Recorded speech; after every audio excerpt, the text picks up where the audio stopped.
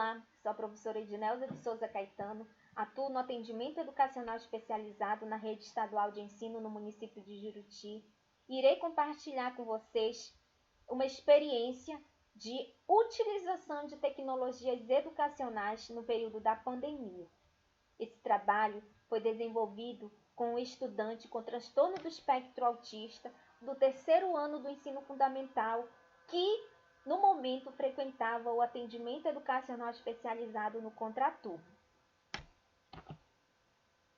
O momento da pandemia foi um momento muito desafiador para este estudante, que não realizava as atividades que eram encaminhadas de forma presencial. Diante disso, não tínhamos como ter o feedback dessas atividades. Pensando na dificuldade com relação à realização dessas atividades, foi pensado em estratégias de como contemplar esse aluno, uma vez que as atividades eram essenciais e complementares para o processo educacional. Pensando nessa realidade e a utilização da tecnologia pensada para o momento, foi organizada a seguinte estratégia. Como tornar as atividades do atendimento educacional especializado mais interativas para o estudante com transtorno do espectro autista? Diante desta questão, foram selecionados os seguintes objetivos: pesquisar tecnologias educacionais voltadas para a aprendizagem interativa no AEE, criar atividades pedagógicas utilizando os recursos de tecnologia e orientar os pais a utilizar os recursos de tecnologia, assim como acompanhar os estudantes na realização e feedback das atividades. Como resultado, vocês podem observar aí o primeiro resultado quanto aos recursos de tecnologias que foram adotados para a criação das atividades para este estudante. E aí, como vocês podem observar, algumas já são de uso da nossa prática atualmente a partir da pandemia. Então, essas tecnologias, esses recursos, eles foram fundamentais, além dos recursos auxiliares, que foi o uso da internet, que foi fundamental, porque o aluno tinha acesso a esse recurso de tecnologia. O computador, o celular e os demais recursos que vocês podem observar na tela. Então, como resultado referente às atividades, foram criadas 3 tipos. A primeira foi criado o tutorial, dando orientações de como esse estudante realizar as atividades em casa. A segunda atividade, ela foi pensada a partir da utilização do Google Forms. E a terceira, a partir da estratégia que o aluno já se destaca, que é a questão dos jogos. Então, trazer esse conceito de gamificação para as atividades desse estudante. Então, com isso, foram criadas atividades gamificadas a partir da plataforma WordWall. Diante dos resultados, como acompanhar essas atividades?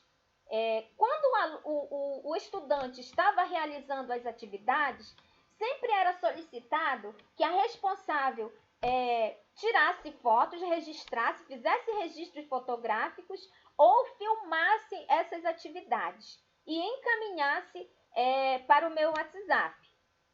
O segundo momento de acompanhamento eram feitos através das próprias plataformas que foram criadas atividades, como o Google Forms e o WordWall, porque eles geram um relatório de realização dessa atividade. E por lá eu pude acompanhar as questões de acertos e erros desse estudante.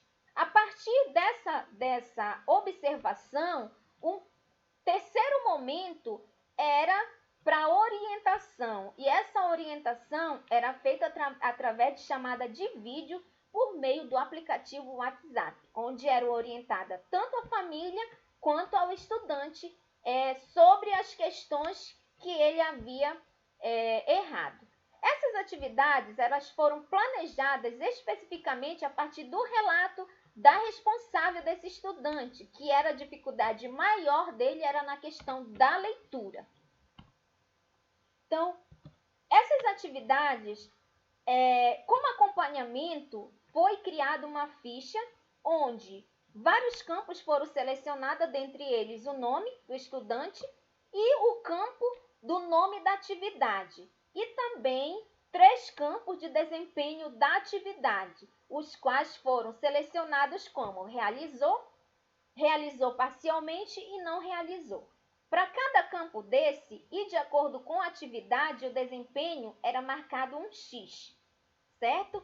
Então, esse trabalho obteve-se bons resultados. O estudante, todas as atividades que eram encaminhadas, ele realizou.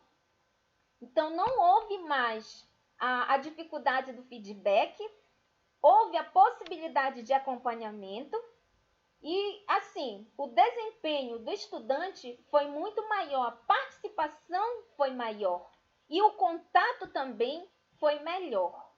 Contato entre docente e o estudante através das chamadas de vídeo. Bom, esse estudo foi embasado neste referencial teórico que vocês podem estar observando aí e dizer para vocês que a tecnologia ela é fundamental no processo educacional, mas é preciso que ela esteja atrelada na sua proposta pedagógica. Ela precisa ter objetivos claros e precisos para esses estudantes. Pode ser desenvolvida em qualquer nível e etapa de ensino, mas é necessário que tenha objetivos claros e definidos para o processo educacional dos estudantes. Desde já, eu agradeço por esse momento e essa participação neste evento.